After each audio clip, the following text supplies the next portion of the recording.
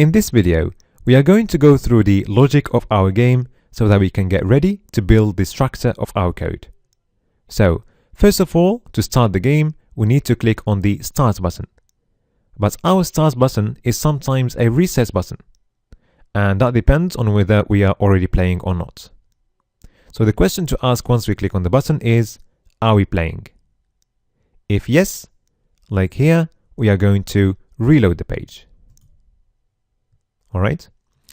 Otherwise, if we are not playing and we click on the button, we are going to initiate the game. And there will be a few actions taken. So, we are going to generate a new question and multiple answers. Also, we are going to change the button text to Reset Game. And we are going to show the countdown box and start reducing the time by 1 every second.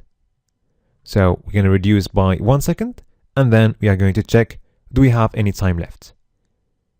If yes, we're going to reduce the time by another second. And then after a second, we're going to ask the same question again.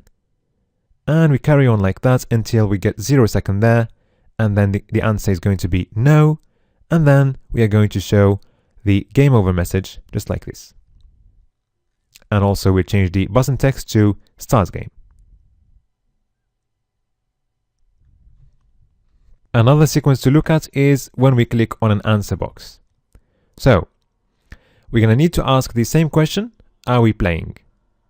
Because if we are not playing and we click on any of these answer boxes, there will be no action to be taken. Otherwise, if we are playing, then we are going to ask the question, is the answer correct or not? If it's correct, we are going to increase the score by 1. And also, we are going to show the correct box for 1 second. And we will generate a new question and multiple answers. By the way, the highlighted button here is the button we used to answer the previous question. Okay? If the answer is wrong, then we are going to show the try again box for 1 second.